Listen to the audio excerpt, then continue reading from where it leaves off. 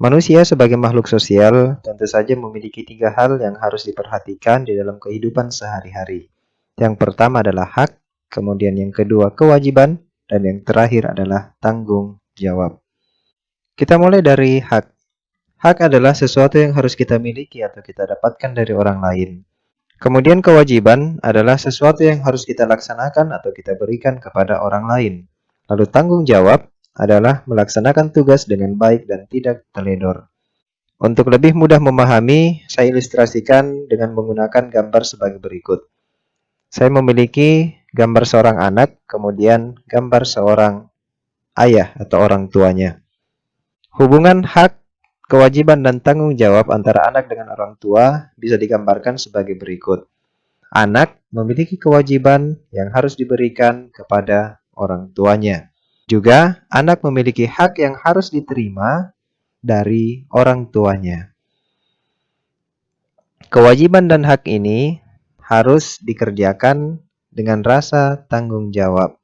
Tanggung jawab adalah ikatan yang mengikat antara kewajiban dan hak agar bisa terlaksana secara baik dan terlaksana sesuai dengan harapannya. Di sini kita diposisikan sebagai seorang anak. Maka kita sebagai anak memiliki satu hal yang harus dilaksanakan atau kita berikan kepada orang tua kita. Dengan adanya kita melaksanakan kewajiban tersebut, dengan bertanggung jawab, maka kita juga berhak memiliki sesuatu yang harus kita terima dari orang tua tersebut. Itulah yang namanya kewajiban, hak, dan juga tanggung jawab. Kita akan bahas satu persatu dari hak dan kewajiban, mulai dari hak kewajiban kita di rumah. Hak kita di rumah sebagai seorang anak antara lain adalah mendapatkan makan dan minum, mendapatkan perlindungan dan keamanan, mendapatkan bimbingan saat belajar, mendapatkan kesejahteraan hidup. Kemudian kewajiban kita antara lain adalah menjaga kebersihan rumah, patuh terhadap nasihat orang tua, menyayangi, menghargai, dan menghormati anggota keluarga, serta mengerjakan pekerjaan rumah. Ini adalah beberapa contoh hak dan kewajiban, yang tentu saja masih banyak lagi hak dan kewajiban kita di dalam lingkup rumah kita masing-masing. Karena kita telah menerima hak kita sebagai seorang anak, maka kita harus memiliki rasa tanggung jawab untuk melaksanakan kewajiban kita, sebagaimana kita telah menerima hak tersebut. Kita berlanjut hak dan kewajiban kita di sekolah. Hak kita di sekolah antara lain adalah mendapatkan materi pelajaran, kemudian menanyakan pelajaran yang tidak dimengerti, dan yang terakhir adalah menggunakan fasilitas sekolah. Lalu kewajiban kita adalah mentaati peraturan sekolah, saling menghormati dengan warga sekolah, menjaga fasilitas sekolah. Dengan adanya kita mendapatkan hak, misalnya menggunakan fasilitas sekolah, maka kita harus menggunakannya dengan rasa tanggung jawab.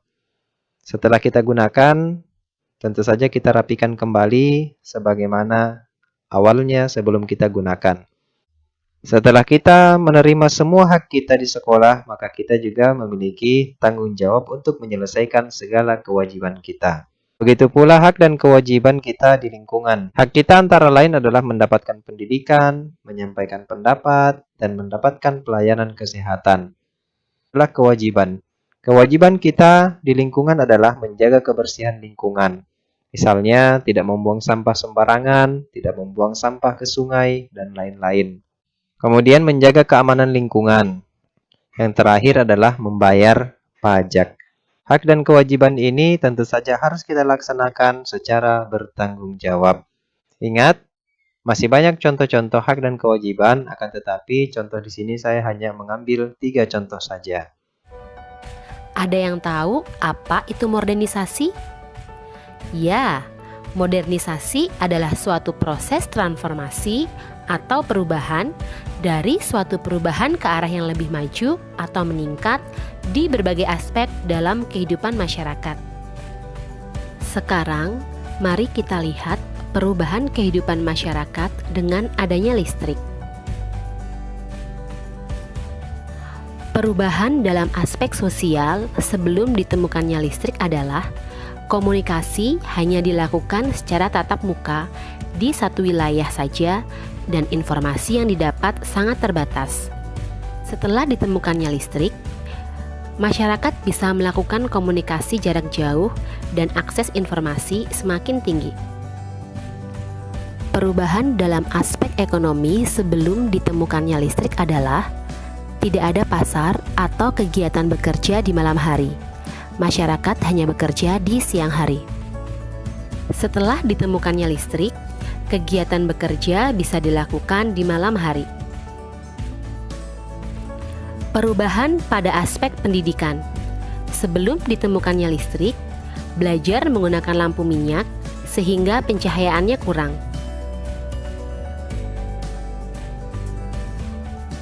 Setelah ditemukannya listrik, belajar lebih nyaman karena pencahayaannya cukup. Perubahan pada aspek budaya. Sebelum ditemukannya listrik, kegiatan pentas seni tradisional dan sejenisnya hanya bisa dilakukan di siang hari. Setelah ditemukannya listrik, kegiatan pentas seni tradisional dan sejenisnya bisa dan banyak dilakukan di malam hari. Kesimpulannya adalah, kehidupan masyarakat Indonesia banyak mengalami perubahan dengan ditemukannya listrik. Selain itu, masyarakat menjadi dipermudah dalam setiap kegiatan dengan adanya listrik.